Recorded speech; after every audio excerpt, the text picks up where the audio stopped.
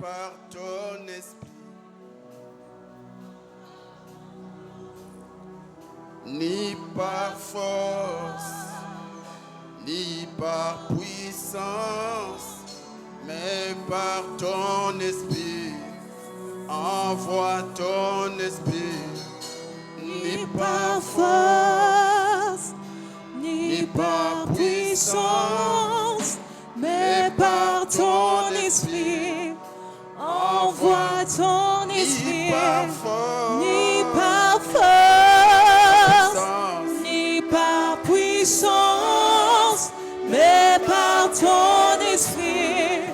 Envoie ton esprit. Ni par force, ni par puissance, mais par ton esprit. Envoie ton esprit. Ni par force, ni par puissance, mais par ton esprit. Envoie ton esprit. Ni par force, ni par puissance, mais par ton esprit. Envoie ton esprit. Ni par force, ni par puissance, mais par ton esprit. Envoie ton esprit. Ni par force, ni par puissance, mais par ton esprit. Nous comptons que sur toi. Envoie ton esprit. Ni par force, ni par puissance, mais par ton esprit. Envoie ton esprit. Ni par force, ni par puissance, mais par ton esprit. Envoie ton esprit.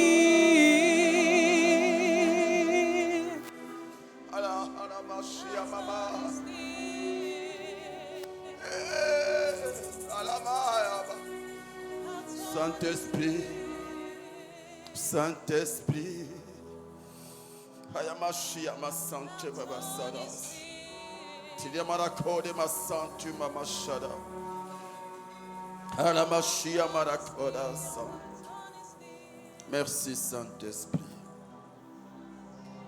Là où tu es debout, assis, tu peux tenir ta tête, touche ta tête.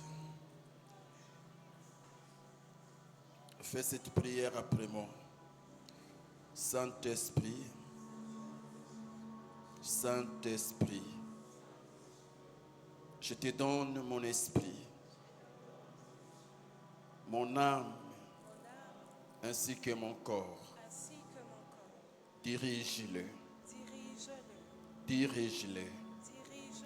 Influence-le. Je te prie, Saint-Esprit. Influence mon esprit. Influence mon âme. Influence mon cœur. Ce soir, je me tiens devant Dieu afin que ma vie ressemble à Christ. Et ressemble à Jésus. Ce soir, je me tiens devant Dieu afin de recevoir un cœur qui déteste le mal, qui déteste les péchés. Ce soir, Saint-Esprit, je m'abandonne à toi. Je m'abandonne à toi afin que ma vie ressemble à la vie de Christ. Je te fais confiance. Donne-moi l'intelligence de comprendre le message de ce soir. Donne-moi la capacité de les mettre en application. Je te prie, Saint-Esprit, au nom de Jésus-Christ. Je prie, Père, nous te disons merci pour cette grâce de se retrouver devant toi. C'est de tous nos cœurs que nous nous exposons devant ta parole. Au travers de ces messages, Donne-nous la vie de Christ. Donne-nous de ressembler à Jésus-Christ. Donne-nous de faire la fierté de Christ là où nous habitons, là où nous serons, là où nous irons. Nous te prions, Père, au nom de Jésus-Christ. Oint ces messages, oint ces messages, au nom puissant de Jésus. Que les voleurs de messages échouent, que leurs attaques échouent. Après ces messages, que personne ne nous trouble. En d'autres termes, ne nous empêche de les vivre. Nous te faisons confiance. Nous nous accrochons derrière ta grâce. Au nom de Jésus-Christ, nous avons prié et nous disons merci Jésus-Christ. Amen. Tu n'as pas péché, tu acclames Jésus. Tu as bien fait, toi qui as poussé des cris de joie. De Samuel, chapitre 11. De Samuel, chapitre 11, 1 à 4.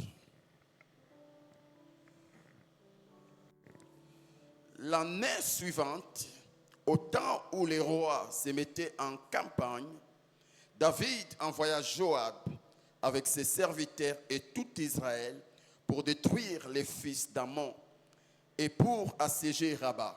Mais David resta à Jérusalem. Un soir, David s'éleva de sa couche et comme il se promenait sur les toits de la maison royale, il aperçut de là une femme qui se baignait et qui était très belle de figure. David fit demander qui était cette femme. Et on lui dit, n'est-ce pas Bathsheba, fille d'Eliam, femme d'Iri, les Hétiens. Et David envoya des gens pour la chercher. Elle vint vers lui et il coucha avec elle. Après être purifié de sa souillure, elle retourna dans sa maison. Parole du Seigneur. Que Dieu vous bénisse. Merci, je peux travailler seul. Je vous salue tous au nom de Jésus-Christ. Malgré la présence de la pluie, tu as quand même fait violence d'être là. Et je crois que c'est dans les plans de Dieu. Amen. Comment dire non au péché? Comment dire non au péché?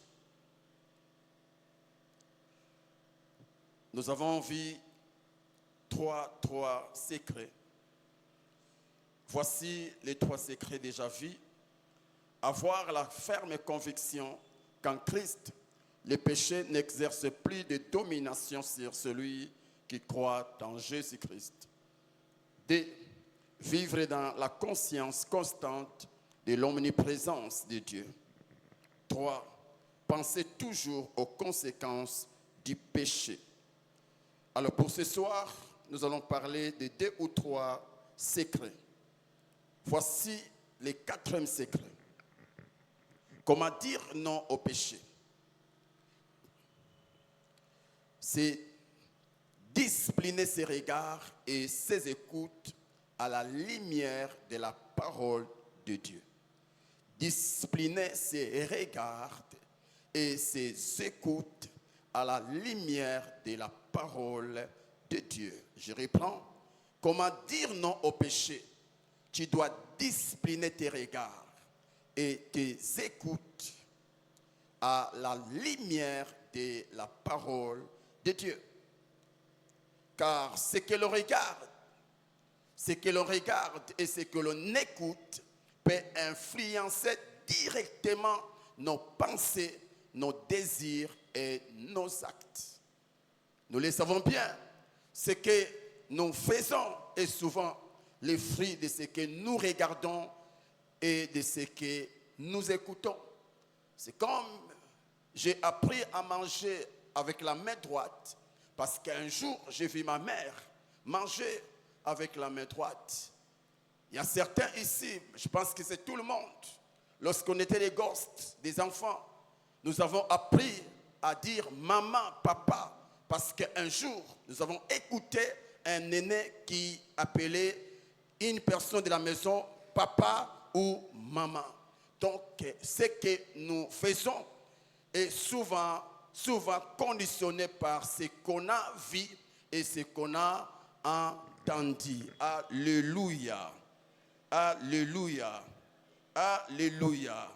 Donc, comme je l'ai dit, alors commençons par ce que l'on regarde. Commençons par ce que l'on regarde. Frères et sœurs, ce que l'on regarde a un impact réel sur la vie intérieure d'une personne. Ce que nous avons l'habitude de regarder, ou même ce qu'on n'a pas l'habitude de regarder, mais quand on les regarde, cela a de l'impact, de l'influence sur ta vie. Sur ta vie. Écoute encore ceci. Les images, les scènes ou les situations auxquelles on s'expose ne restent pas seulement à l'extérieur de nous. Elles influencent positivement ou négativement nos pensées, nos désirs, nos décisions et même nos actes. Même nos actes. Ce que nous regardons, ce que nous entendons, ok. Ce que nous regardons, c'est là son influence ne se limite pas qu'à l'extérieur de nos vies. Mais cela arrive même à influencer nos pensées, arrive même à influencer nos désirs, arrive même à influencer nos actes. C'est le cas avec Ève dans Genèse 3, verset 6. La Bible dit, la femme vit que l'arbre était bon à manger et agréable à la vie et qu'il était précieux pour ouvrir l'intelligence. Elle prit de son fruit et en mangea. Tout a commencé par les regards. La femme vit. Tout a commencé par les regards. La femme vit. Et après, son regard a fait naître un besoin ou un désir. Elle vit que l'arbre était bon à manger. Avant de voir l'arbre bon à manger, la Bible dit, la femme vit. Donc tout a commencé par la vie. La femme vit. Et après avoir vu, la Bible dit, un désir était né en lui. Elle vit que l'arbre était bon, le désir à manger. Alléluia. Et à la fin, son désir a finalement conduit. Son désir l'a finalement conduite à l'acte. Après avoir désiré, la Bible dit, elle prit de son fruit et en mangea. Et en mangeant. Avant de manger, tout a commencé par voir. Elle a vu. Après avoir vu, elle a désiré. Elle a désiré. Et après ce désir, elle a touché. Elle a touché. C'est difficile de poser un acte sans commencer par les regards. C'est très difficile. La femme a commencé par les regards. Et son regard a fini par l'influencer. C'est les regards qui l'a influencé. Elle a touché à l'arbre.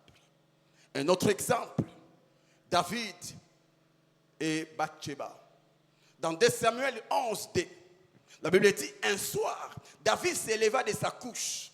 Et comme il se promenait sur le toit de la maison royale, il aperçut de là une femme qui se baignait et qui était très belle de figure. Wow. Le verset 4.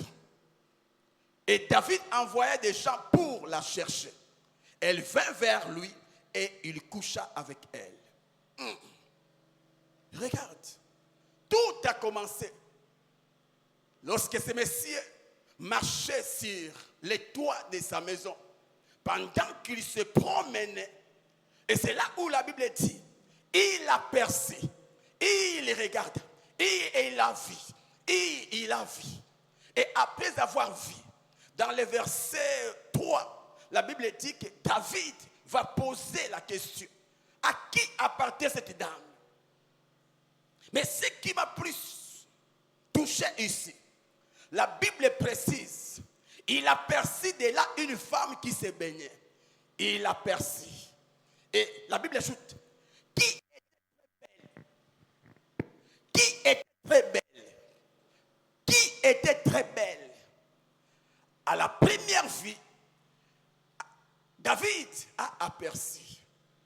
Mais lorsque la Bible dit que la femme aperçue était très belle, en d'autres termes, cet homme ne s'est pas limité qu'au premier regard.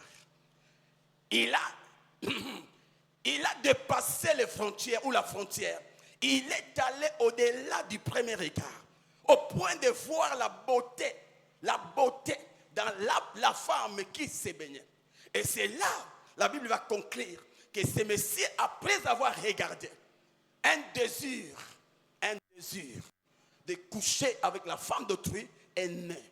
Et par autorité et puissance, cet homme David va faire appel à la femme.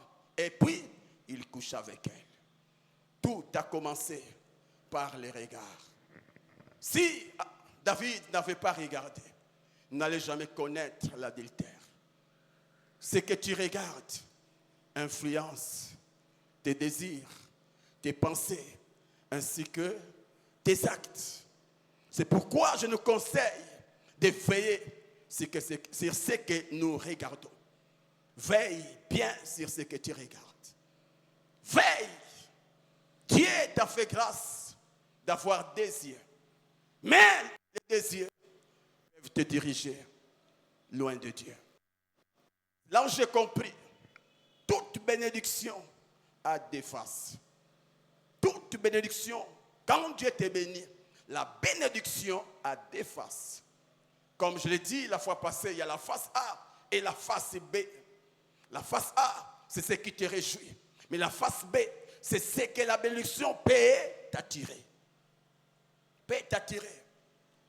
Avoir les deux yeux, c'est une grande bénédiction. C'est une grande bénédiction. Tu n'allais pas quitter ta maison si tu n'avais pas de désir. Tu es là ce soir sans que tu sois accompagné parce que tu as des yeux. Des yeux qui regardent, qui voient. Si tu étais aveugle, tu allais peut-être chercher quelqu'un pour t'accompagner. Et peut-être, tu n'allais pas être là. Donc, les yeux que Dieu t'a donné, c'est une grande bénédiction. Et j'aime le dire, c'est plus que l'or, c'est plus que l'argent. Les yeux. Mais les mêmes yeux ont aussi une face B. C'est quoi la face? Te conduire dans l'immoralité. Te conduire dans l'immoralité. Les mêmes yeux qui permettaient à David de se promener sur son toit, les mêmes yeux l'ont conduit dans l'immoralité. C'est difficile d'entendre qu'un aveugle a convoité. C'est difficile. As-tu déjà appris un aveugle qui convoite? C'est difficile. On ne peut jamais parler de la convoitise sans les yeux. Tout commence là. Et là, une parenthèse. Toi qui demandes la bénédiction de Dieu, veille sur cette vérité. Veille sur cette vérité. Derrière toute bénédiction se cache le péché. Derrière toute bénédiction se cache le péché. La même bénédiction peut te pousser à blesser le cœur de Dieu. Vous connaissez des hommes qui, dans la pauvreté, craignaient Dieu, marchaient dans la sainteté. Mais dès lors que Dieu les avait visités, les mêmes saints sont devenus des infidèles. Des infidèles. Il y a certains qui ne prient plus à cause de la bénédiction. Il y a certains qui ne fréquentent plus leurs églises à cause de la bénédiction. C'est comme ailleurs, sous d'autres cieux. Vous verrez quelqu'un travailler du lundi au dimanche. Pourquoi? Je suis à la quête de l'argent. Mais avant ce travail, il cherchait Dieu tous les jours. Là, vous allez voir les Congolais. Ici, c'est un homme de prière, un serviteur de Dieu. Il suffit qu'il bouge sous d'autres cieux où l'on a la facilité de travailler tous les jours. C'est fini. Vous ne le verrez plus au culte. Il est derrière l'argent. La bénédiction l'a éloigné loin de Dieu. N'essaye pas de t'éloigner de Dieu à cause d'une chose que Dieu t'a donnée. Car la même chose, si tu ne la gères pas bien, te détruira. Qui dit Amen est béni. Aujourd'hui, les réseaux sociaux exposent beaucoup de personnes, y compris des chrétiens, à des contenus immoraux. Aujourd'hui, beaucoup d'hommes pêchent. Beaucoup de mariés sont devenus infidèles. Beaucoup de chrétiens sont dans la masturbation, sont dans la pornographie à cause des réseaux sociaux. Sans vigilance, cela peut influencer les pensées et conduire à des actes immoraux. Sans vigilance devant les réseaux sociaux, tu deviendras un homme immoral, un chrétien immoral. D'où l'importance de discipliner ses yeux. Sans cette moralité, mon frère, tu deviendras un chrétien immoral devant les réseaux sociaux. En soi, je ne suis pas contre les réseaux sociaux, car les réseaux sociaux ne sont pas mauvais du tout. Tout dépend de la manière dont on les utilise.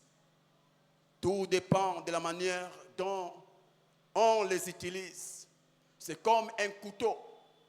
Il peut servir à préparer un repas et nourrir, comme il peut blesser s'il est mal utilisé.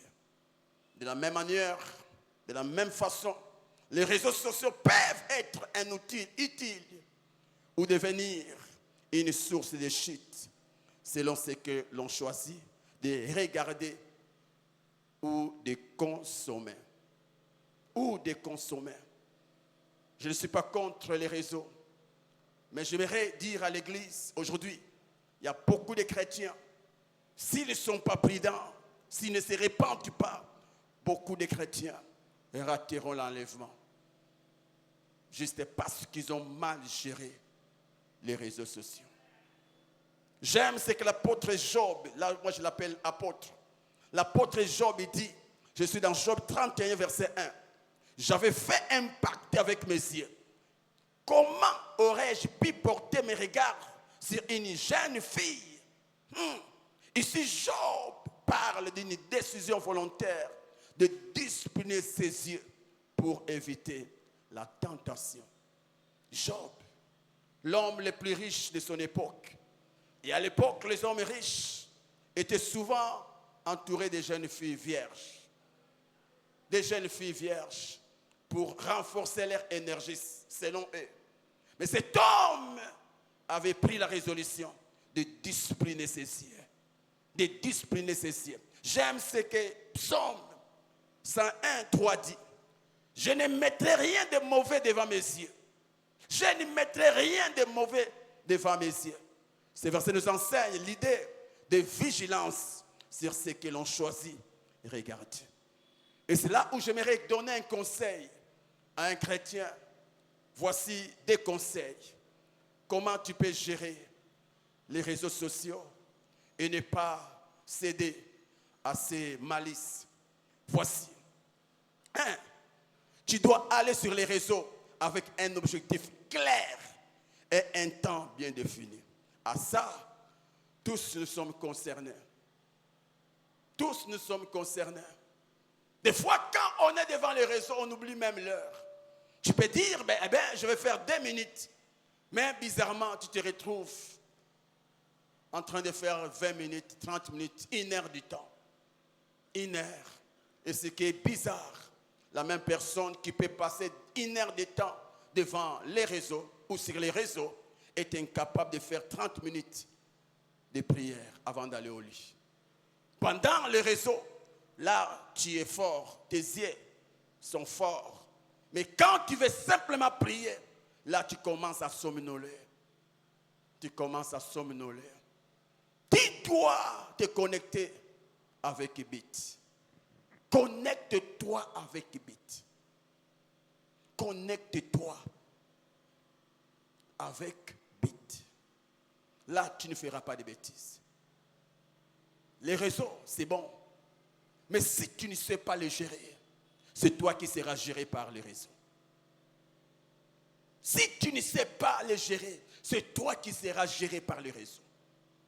Et la chose qui te gère te domine. La chose qui te gère t'influence. Aujourd'hui, tout est dans les réseaux. Tu veux les bonnes choses, tu veux les mauvaises choses. Tout est là. Et tu dois être prudent. Tu dois avoir l'objectif. Ne fais pas d'un outil, ne fais pas d'un réseau social, voilà, d'un réseau, comme ta porte-monnaie, ou quand à chaque fois que tu marches, tu touches, est-ce qu'on n'a pas touché? Pourquoi? Parce que tu as l'argent, tu touches. Ne fais pas de Facebook, je ne sais pas, WhatsApp, comme ta porte-monnaie. Partout où tu es, tu as ça. Non. Où tu es dans la voiture, réseau. À la maison, réseau. Même à l'église, réseau. Ça, c'est le réseau qui t'influence. Et n'oublie pas, tous ces réseaux sont des réseaux commerciaux. C'est quoi? C'est ça, commerciaux? Ce sont des réseaux commerciaux. Ce sont des réseaux commerciaux. Leur prière, c'est quoi? Avoir des internautes à chaque minute. Parce que plus vous êtes là, plus ils gagnent l'argent. Aussi, sois ferme face aux images immorales. Sois ferme face aux images immorales. Vous connaissez un réseau appelé TikTok. Quand vous êtes là, vous regardez une image, il suffit d'insister, de rester là pendant quelques minutes. La deuxième image qui viendra, c'est l'image qui parle le même langage. Si vous regardez le pasteur Justin pendant quelques minutes, tu verras qu'après quelques minutes, si tu descends, on va te proposer l'image du pasteur Justin. Et pareil aussi, si tu regardes pendant quelques minutes une image immorale, mon frère, que tu le veux ou pas, après la descente, on va te proposer encore une autre image. Et l'image, toute image a un esprit. Toute image a un esprit. Quand tu regardes une image qui crée en toi la joie, en soi, il y a l'esprit de joie dans l'image. Et quand tu es devant l'image immorale, mon frère, il y a un esprit caché devant l'image. Il suffit que tu restes 2-3 minutes, c'est fini. Quelque chose commence à troubler ton esprit. Et la chose ne veut pas que tu sors du réseau. C'est-à-dire tu vois quelqu'un sortir du réseau, mais après un temps, il retourne encore. Il y a un esprit qui te prend captif devant l'image qui est en face de toi. L'esprit est là. Et si tu n'es pas discipliné, si tu n'es pas ferme, tu seras en train de faire des bêtises sans les vouloir. Sans les vouloir. Ou après cela, tu pars au lit. Quoi comme songe? Mari de nuit, femme de nuit. Juste parce que tu n'as pas discipliné tes regards. N'oublie pas, plusieurs rêves sont le fruit de nos pensées. Il nous arrive de voir des choses la nuit. Et ces choses ne sont que fonction de ce qu'on a vu la journée, de ce qu'on a entendu la journée, de ce qui a rempli nos pensées. Et quand, avant de dormir, tu exposes tes pensées à des choses immorales, attends-toi à des rêves qui vont troubler ton sommeil. Qui vont troubler ton sommeil. Décide de ne plus être géré par les raisons. C'est toi qui dois gérer les raisons. C'est toi qui dois gérer les raisons. C'est comme quand nous venons à l'église, nous venons pour un bis. Après les quittes, chacun retourne chez lui. Pareil aussi, va pour un bis. Va pour un bis. Va pour un bis. Un autre secret, décide. À chaque fois que tu sens que tu dois Facebooker, décide de prendre ta Bible. Commence à lire la Bible. Commence à lire la Bible. Oppose-toi à ces désirs-là en lisant la Bible. Et là, tu vas t'en sortir. Mes frères, ce que je dis, j'en suis témoin. Les réseaux, si tu n'es pas discipliné, tu seras discipliné par les réseaux. Ils vont te gérer, te bouffer tout ton temps. Ils vont te bouffer. Va, réalise, et puis tu ressors. Une autre chose, c'est que l'on entend. Ce que l'on entend influence aussi nos pensées, nos désirs et même nos actes. Ce que l'on entend. Qu'a toujours d'Ève.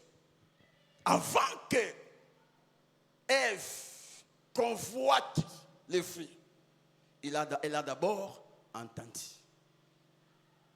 Elle a entendu le serpent qui conseille à la femme. Dieu sait que si vous mangez l'arbre, vous deviendrez comme lui. Dieu sait que si vous mangez de l'arbre, vous aurez l'intelligence. Dieu sait. C'est après avoir entendu qu'elle a touché. Faites attention avec ce que tu as l'habitude d'entendre.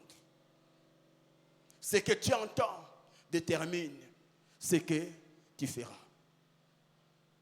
Ou je peux adoucir un peu. Ce que nous entendons détermine souvent ce que nous faisons. Et pourquoi pas ce que nous devenons. Ce que nous devenons. Tu ne verras jamais quelqu'un devenir licencié en droit sans exposer ses oreilles au cours des droits. Au cours des droits. Un homme qui devient pasteur, c'est quelqu'un qui a exposé ses oreilles aux prédications, aux enseignements bibliques. Ce que nous entendons détermine souvent ce que nous deviendrons. Lorsque tu es exposé à des choses bonnes, tu finiras par reproduire des choses bonnes dans ta vie. Mais si tes oreilles n'entendent que des mauvaises choses, que tu les veux ou pas, tu finiras à les reproduire. Qu'est-ce que tu as l'habitude d'entendre? Tu dois discipliner ton écoute. Discipline ton écoute. Ne laisse plus tes oreilles entendre n'importe quoi. Ne laisse plus. C'est la même, la Bible nous conseille, nous, chrétiens, nous devons plus écouter quoi? Les psaumes. C'est-à-dire des cantiques qui t'approchent de Dieu. Ne donne pas tes oreilles à n'importe quoi. Même au sujet de la musique chrétienne, tu dois choisir la musique que tes oreilles doivent entendre. Ne laisse pas n'importe quoi des chansons où tu sens qu'il n'y a rien de Dieu, ne laisse pas tes oreilles les entendre. Ne laisse pas. Discerne toujours ce que tu entends. Ne laisse pas tes oreilles entendre n'importe quelle prédication. Certaines prédications sont des prédications sataniques. Lorsque tu entends cela, ça gâche ta communion avec le Saint-Esprit. Une prédication où l'on te dit, personne n'est juste. Tous nous sommes faillibles. La chair est faible. Tout péché est péché. Où l'on commence à valoriser les péchés au nom de la grâce. Au nom de la grâce. Au nom de la grâce. Nous ne sommes pas sauvés par les œuvres, mais par la grâce. C'est pour dire, compte sur la grâce. Même quand tu bêtises, compte sur la grâce. De telles prédications finiront par créer en toi un charnel chrétien. Pas un chrétien charnel, mais moi je commence un charnel chrétien. N'expose pas tes oreilles. Un homme qui entend souvent des messages de sainteté finit toujours par vivre la sainteté. Un homme qui expose ses oreilles devant une personne qui parle souvent du travail finira par devenir un travailleur. Qu'est-ce que tes oreilles entendent? Qu'est-ce que tes oreilles entendent? Ève, elle a entendu. Et par conséquent, elle a péché. Elle a péché. Elle a péché. Faites attention. Même quand tu es devant les réseaux, ne laisse pas tes oreilles entendre n'importe quoi. Ne laisse pas tes oreilles. Tu dois toujours examiner ce que tu entends. Examine toujours. Discerne toujours. Une autre chose, comment dire non au péché? Tu dois éviter les mauvaises compagnies. Tu dois éviter les mauvaises compagnies. La Bible dit, les mauvaises compagnies corrompent les bonnes mœurs. Tu dois veiller sur ton entourage. Tu dois veiller sur ton entourage. Un homme a dit, dis-moi qui tu fréquentes et je te dirai, tu ne verras jamais un juriste, un homme qui veut devenir avocat et qui fréquente les médecins. Tout le temps, je suis avec les médecins. Devenir un bon juriste, c'est très difficile. Fréquente les personnes de ta nature. L'aigle et la poule, tous ont des ailes. Mais tu ne verras pas l'aigle fréquenter les poules. Pourquoi? Même si on a des ailes, on n'a pas la même nature et la même mission. La poule, elle peut aussi, mais pas aller plus haut. L'aigle, il peut, mais aller plus haut. Toi, ton souci c'est aller plus haut, aller au ciel. Ne laisse pas les terrestres influencer ta vie. Les mauvaises compagnies corrompent les bonnes mœurs. Et quand je parle des mauvaises compagnies, je ne vois pas seulement un groupe, même un individu. Ne fais pas de tout le monde ton ami. Même à l'église, tout chrétien n'est pas forcément ton ami, un bon ami. Être chrétien ne signifie pas que nous avons les mêmes ambitions, nous avons les mêmes disciplines, nous avons les mêmes noms. Fréquente des personnes de ta nature. Fréquente des personnes qui t'inspirent à craindre Dieu, qui t'inspirent à vivre comme Dieu, qui t'inspirent à vivre loin du péché. Ne fais pas de tout le monde ton ami. Ne fais jamais ça. Tous n'avons pas la même discipline. Tous n'avons pas les mêmes objectifs. Ne fréquente pas les gens. Tu peux les visiter, Mais quand je parle fréquenter, avoir du temps, de passer tout le temps, tu es avec eux tout le temps, ils finiront par t'influencer. Ils finiront. Quelle que soit la force d'une lampe, si la lampe est environnée d'un grand ténèbre, la lampe finira par être influencée. On peut voir de loin la lampe, mais ce n'est pas la lampe qui domine, mais c'est les ténèbres qui dominent. Mais quand tu fréquentes les lampes, la lampe plus les lampes produiront une grande lumière. Là où je dirais, fais la différence entre un ami et un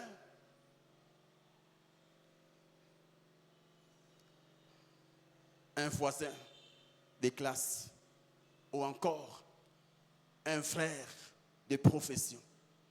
Nous sommes tous dans une même entreprise, mais tous n'avons pas les mêmes exigences. Tu es mon frère de profession, mais pas un ami de cœur. Même là où tu travailles, ne sois pas ami de tout le monde. C'est mon collègue, mais pas mon ami. C'est mon collègue de classe, mais pas mon ami. Ne te laisse pas. Il y a des gens mariés aujourd'hui qui trompent leurs femmes. Il y a des femmes mariées qui trompent leur mari à cause de l'entourage. À cause de l'entourage. Il y a même certains pasteurs, certains serviteurs de Dieu qui aujourd'hui trompent, vivent dans les péchés à cause de l'entourage. Il a été connecté à un pasteur, soi-disant mentor, mais après le temps, il découvre que le mentor là fait des bêtises, mais malgré les bêtises, tout marche, tout va bien. Il dit, oh, donc, moi aussi je peux tenter. Comment Dieu est toujours avec lui alors qu'il bêtise? Et parce qu'il est tout le temps avec le Messie, vous verrez avec le temps, lui aussi commence à mentir, tromper sa femme. Tu dois gérer ton entourage. Je peux inviter quelqu'un ici prêcher, mais le fait de prêcher ici ne signifie pas qu'il devient mon ami. Non. Il faut toujours faire la différence entre les connaissances et l'amitié. Je peux te connaître, on peut avoir une connaissance, une relation avec toi, mais la relation de chair, la relation, mais pas la relation de cœur, l'amitié. Alléluia. Sixième chose, tu dois compter sur l'aide du Saint-Esprit. Compte sur l'aide du Saint-Esprit. Compte sur l'aide du Saint-Esprit. C'est difficile de vivre dans la sainteté sans le Saint-Esprit. Sans le Saint-Esprit. Sans le Saint-Esprit. C'est comme lorsque l'apôtre Paul dit, le mal que je refuse de faire, c'est ce que je fais. Et le bien que j'aimerais faire, c'est ce que je ne fais pas. Qui m'aidera? Qui me délivrera? Il y a certains péchés, tu as tout fait, ça ne marche pas. Tu as gêné, ça n'a pas marché. Tu t'es discipliné, tu dis non, comme je me rappelle à l'époque, j'écrivais toujours non à la masturbation, non à la masturbation, non. Mais je me retrouvais toujours. Jusqu'à ce que le Saint-Esprit m'a aidé. Ça, c'est une vérité, mes frères. Tu peux gêner, tu peux prier. Mais si tu n'as pas le soutien du Saint-Esprit, c'est difficile. En soi, compter sur le Saint-Esprit, c'est compter sur l'œuvre que Christ a accomplie à la croix pour nous. Car ni t'était sa mort et sa résurrection, aucun de nous n'allait rêver la sainteté. Il n'y a pas de sainteté en dehors de Jésus-Christ. Il n'y a pas de sainteté. Et quand je dis compte sur le Saint-Esprit, c'est dire au Saint-Esprit, à cause du sacrifice de la croix, donne-moi à reproduire la vie de Jésus. Donne-moi. Donne-moi. Et vous savez quoi? On ne peut aider que la personne qui demande de l'aide. Tu ne verras jamais quelqu'un qui ne demande pas être donné. On peut peut-être penser, mais souvent, on ne donne que à celui qui demande. Sois sincère devant le Saint-Esprit. Sois sincère devant Dieu. Si tu caches aux hommes, mais ne cache pas Dieu. Devant Dieu, ne sois pas fort. Tu peux dire aux hommes, tout va bien. Je suis dans la sainteté, mais pas devant Dieu. Dieu dit, lui, tout ne va pas bien. Là, je viens de tomber. Là, je viens de pécher. Et c'est là, Dieu t'aidera. Seigneur, aide-moi. Aide-moi, Seigneur. J'ai tout fait pour me séparer de TikTok. J'ai fait tout fait pour me séparer de tels réseaux qui me conduisent toujours dans les péchés. Mais ça ne marche pas. Saint-Esprit, aide-moi. Tu le sais que j'ai fait cela malgré moi. Aide-moi, délivre-moi, libère-moi, aide-moi. Aide-moi.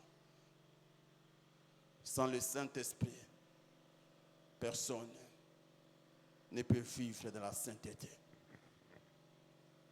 Mais j'ai commencé par les autres points, juste pour t'aider à comprendre que le Saint-Esprit ne peut aider que la personne qui demande son aide. Tu ne verras pas un État fort, riche, demander de l'aide financière à un État pauvre. C'est seulement les États pauvres qui demandent de l'aide aux États riches. Le Saint-Esprit est disposé, mais seulement il veut ta sincérité. Il y a toujours la part de Dieu et la part de l'homme. Ta part, c'est de discipliner tes yeux. Et aussi, pour que Jésus t'aide, pour que le Saint-Esprit t'aide, il doit remarquer en toi la volonté d'être aidé. Il doit remarquer en toi la haine du péché. Quelqu'un qui déteste le mal. C'est comme quand je fus dans la masturbation. À chaque fois que je trébuchais, je pleurais dans mon cœur.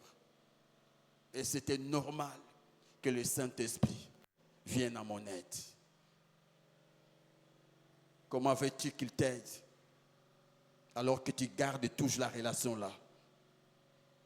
Tu gardes toujours. Non, tu dois décider de rompre. Tu dis, Saint-Esprit, c'est fini. C'est fini.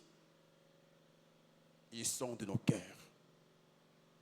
Comment il peut t'aider alors que jusque-là, tu profites du mensonge pour nourrir ta maison. Tu profites du mensonge pour nourrir ta vie.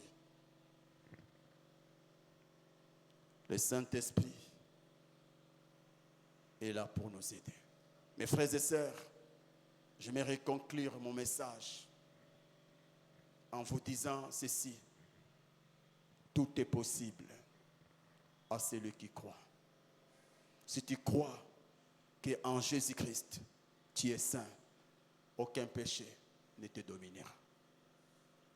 Aucun péché ne te dominera. Crois. Crois. Ce n'est plus toi qui vis, mais c'est Jésus-Christ qui vit en toi. Que Dieu vous bénisse.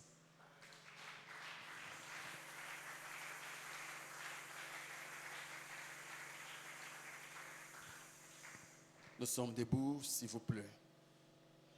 Que chacun prie selon la mesure de ton entendement. Ce que tu as entendu définira, puisse définir ta manière de prier. Commence à prier Dieu. Prie le Seigneur. Prie le Seigneur. Prie le Seigneur. Prie le Seigneur. Sans discipline. Sans discipline. Sans discipline. Il n'y a pas de victoire. Il n'y a pas de réussite. Il n'y a pas de réussite. La réussite est souvent le fruit d'une discipline. D'une discipline. Sois comme Job. Je fais un pacte. J'ai fait un pacte. J'ai fait un pacte. J'ai fait un pacte avec mes yeux. Je ne porterai plus mes regards sur une jeune fille. Yes. Diminuez un peu pendant que vous priez. J'avais oublié une chose.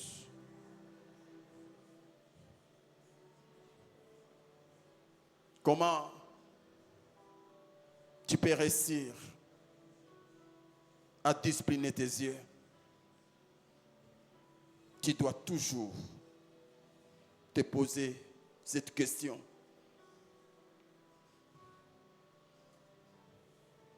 Après avoir regardé la chose, qu'est-ce que j'ai gagné? Qu'est-ce que j'ai gagné? Ne permets plus tes yeux de regarder des choses qui ne t'appartiennent pas, mais qui ont l'objectif de te conduire dans le péché. Mon frère, ne laisse plus tes yeux regarder les jeunes filles, car tu n'as pas été destiné à épouser toutes les jeunes filles de la terre. Tu as été destiné à épouser une seule femme. Ne laisse pas tes yeux regarder tout ce qui passe. Discipline tes yeux. Fais un pacte avec tes yeux. Conditionne ce que tu dois regarder. Conditionne tes yeux. Dis à tes yeux, ce n'est pas à toi de conduire ma vie, mais c'est à moi de te conduire.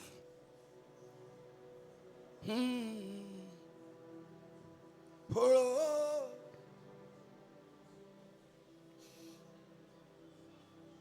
Oh. Shabadako de Gabasantas. Miamanche. Orimas. Merci Jésus. Onamashi Amanakoda Babasant.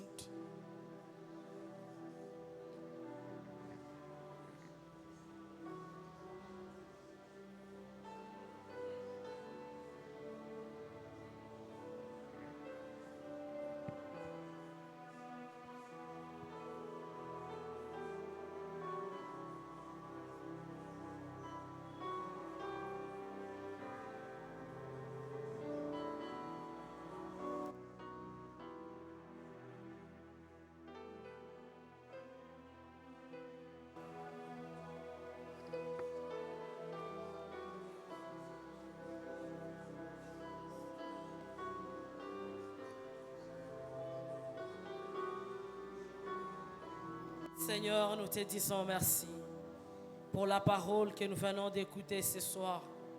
Nous te prions, cher Saint-Esprit, conduis-nous dans les saints, amène-nous dans les saints des saints.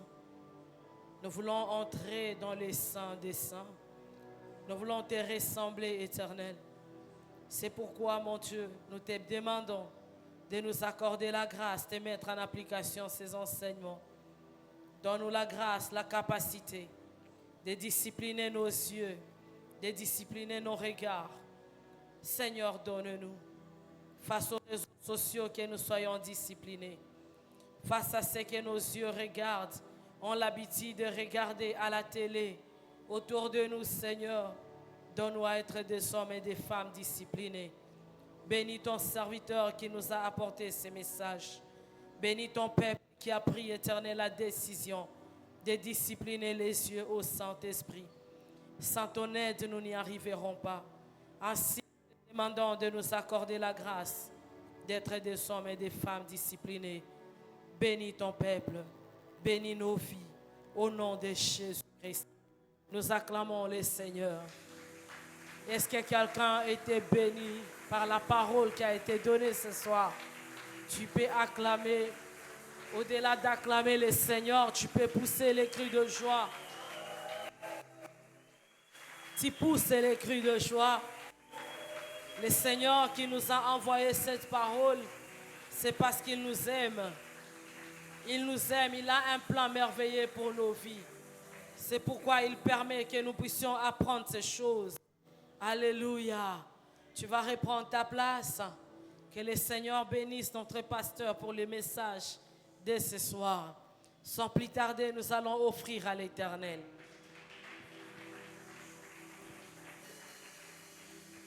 Tu vas apporter tes offrandes. Nous avons 2 services, 3 services ce soir.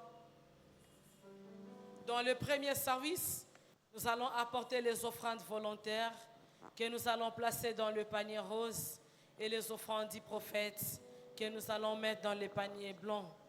La parole t'a béni, tu vas apporter une offrande et tu vas apporter une offrande pour la maison du Seigneur. Dans le second service, tu vas venir pour payer ta dîme et apporter ton offrande d'action de grâce. Et dans le troisième service, tu vas venir remettre ton engagement que tu as pris le dimanche pour soutenir le loyer de l'église. Tu es déjà prêt avec ton loyer, tu vas t'approcher au troisième service. Sous la conduite de la chorale, nous nous approchons afin d'apporter nos offrandes.